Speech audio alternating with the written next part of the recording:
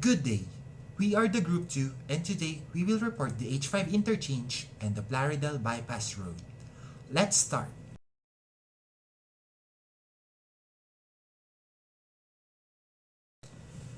The H5 interchange is a part of the H5 highway that connects Al-Waj on the east, Umlud on the west, Shuraira Island at Red Sea on the south, and the Red Sea Project Airport on the north. To know how the said interchange developed, let us look first at the history of the place surrounding it. First, Al-Waj is a coastal city in northwestern Saudi Arabia situated on the coast of the Red Sea. Moreover, Al-Waj has undeveloped for the past century and it is a plateau of a height of 70 meters above sea level. Second, Umlud is one of the governorates in the Tabuk region, Saudi Arabia. It has built up a reputation as a city characterized by unmarred beauty. Historically, it was the second largest commercial city after Makkah. Lastly, as of 2022, Saudi Arabia, through RSG, plans to develop resorts on approximately 50 islands at the Red Sea. The Red Sea project will be constructed between Umlud and Al-Waj.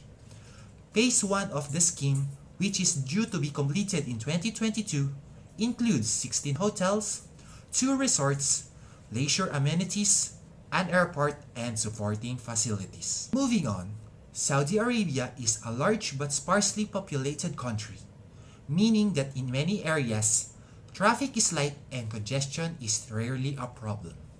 Table 1 shows the congestion level of the 5 major cities in Saudi Arabia. Moreover, according to TomTom International VV 2022, the following methodology is used for the results. Table 1 shows Riyadh has a 23% congestion level in 2021, meaning a 30-minute trip will take 7 minutes longer. Likewise, a 30-minute trip in Jeddah and Dammam will take 5 minutes longer. In Medina, a 30-minute trip will take 3 minutes longer, and in Mecca, a 30-minute trip will take 2 minutes longer. Moving on, the H5 interchange is a semi-directional interchange developed by TRSDC. The contractor for the said project is Shib Al Jazeera Contracting Company, while the designer assigned to this project is Saudi Tech Consulting Engineers. Moreover, W.S. Atkins and Partners Overseas Engineering Consultants and ACES are the consulting companies. The following figures show the project's general location and its corresponding top view. For the schedule, the H5 interchange is estimated to last 360 days from December 12, 2021 to December 6, 2022. It has 7 phases, and tables 2 and 3 show the project's approved schedule and timeline. Moreover, according to the payment schedule of TRSDC1 2022, the H5 interchange project total cost is 37,502,920 Saudi Riyal. Table 4 shows the general breakdown of the said project's expenses. Additionally, the following plans are from TRSDC that show some of the specifications of the H5 interchange project. It will be divided into 3 categories: general, grading plan, and plan and profile. First, the general plan shows all the general details of the project. It includes the boundaries and limits of the construction site, the project's design, its coordinates and scale, the corresponding cutting plane lines for detailed section, the existing highway, and future plans if there is any. Second, the grading plan shows the grades needed to be followed to ensure that the road is safe and that there will be no fatal accidents. Lastly, the plan and profile shows the soil profile in the project site and the vertical elevations needed for the project. Moving on, every construction project has inevitably faced some challenges along the way, and this project is no exception. The first major challenge that they have faced is the time constraint. Due to COVID-19 lockdowns in Saudi Arabia, the H5 interchange has been delayed for a month and is set to finish on January 15, 2023. The second major challenge that they have faced is the COVID-19 precaution, since it has significantly influenced the construction industry. In addition, in construction, virtual jobs cannot be substituted for actual jobs. Thus, the companies involved have taken significant steps in safety and precautions to ensure that there will be no casualties or loss of talent.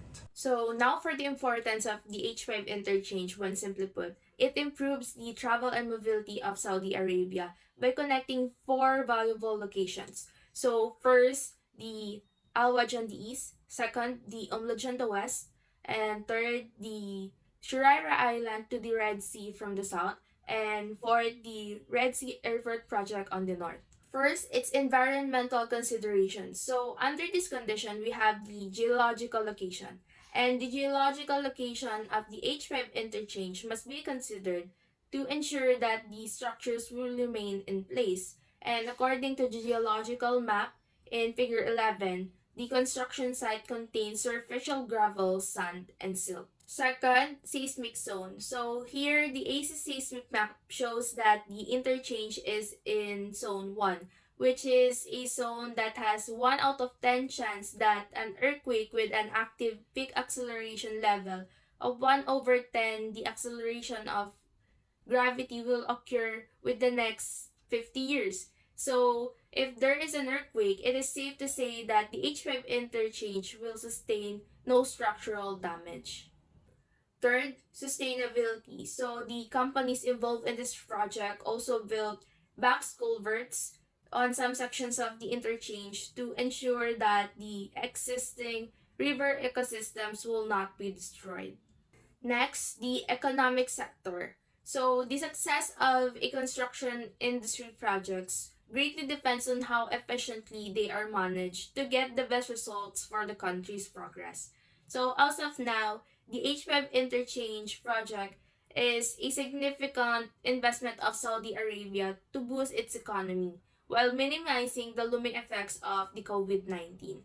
And it is the preliminary step in the development of the Red Sea project that hopes to compete with Dubai's man-made islands, such as Fam Jumeirah, Fam Jebel Ali, and Fam Dera. Proceeding with the local road, the Plaridel Bypass Road is an arterial road with a total length of 24.621 kilometers. It connects the North Luzon Expressway in Balagtas, Bulacan with the Maharlika Highway in San Rafael, and it bypasses the busiest town of Bulacan such as the town proper of Plaridel and some urban areas of PULILIAN and Baliwag. Moreover, its construction underwent three phases, all notable before its completion. So it initially served as a two-lane road from its project's construction phases 1 and 2, and it builds 14.65 kilometers and 9.96 kilometers respectively. And then in 2021, its 2.22 kilometer expansion along with its 1.12 kilometer of Luzon's longest bridge across the Angat River in Bugtos, Bulacan was completed. And then still underway, DPWH is still working on widening the two-lane roadway to a four-lane one to rehabilitate the infrastructure and improve the traffic congestion. It is anticipated that it would improve the Pan-Philippine Highway parallel road network surrounding the Bulacan area. Additionally, it is expected to increase the ability to move industrial and agricultural goods from the region to Metro Manila. The closeness of Bulacan to Metro Manila has led to a steady industrialization of the province. And Table 1 shows people's population in the 5 Bulacan municipalities traversed by the road. As for the development of Plaridel Bypass Road, the developer of Plaridel Bypass Road is the Department of Public Works and Highways with the help of the Unified Management Office Roads Management Cluster 1. The first thing that is developed is the width of the highway from 2.5 meters into a 3.5 meters that turn it into a toll roadway that makes more service roads. Second is it makes the surroundings area more commercialized, having economic establishments around its parameter. Next is the renovation of the and expand of old bridges along the road for it to cater more vehicles.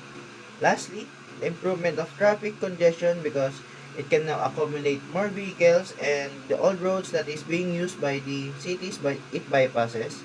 The following figure shows the general location of the project. The first obstacle that the company faces is the noise level.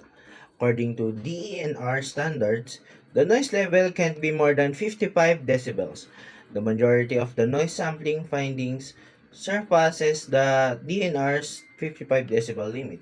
Therefore, the contractors need to implement certain countermeasures. The company's second biggest obstacle thus far is during the construction. An example of problems are a surge of exhaust gas emissions level and board piling at the riverbed of Angat River, as we can see from the figure 2. Next is the biological effects in the environment, which is the transfer of biodiversity species as a result of habitat alteration in particular. Lastly, the public health and economy, which is due to the congestion of traffic that construction-related vehicles produce that affects the delay of goods that is being delivered in and the pollution it gives that workers encounter every day. The importance of the developed and newly made roads are as follows.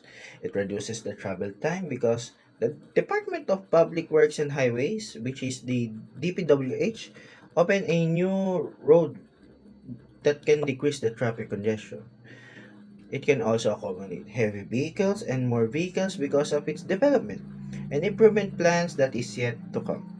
Development like widening the road as we can see in the figure 3.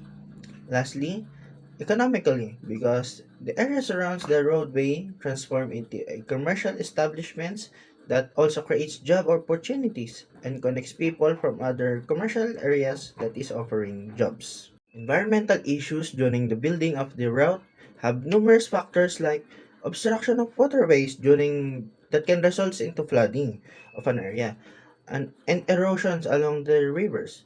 Minor loss of vegetation and transferring of wildlife species are also factors from environmental issues that is needed to be considered.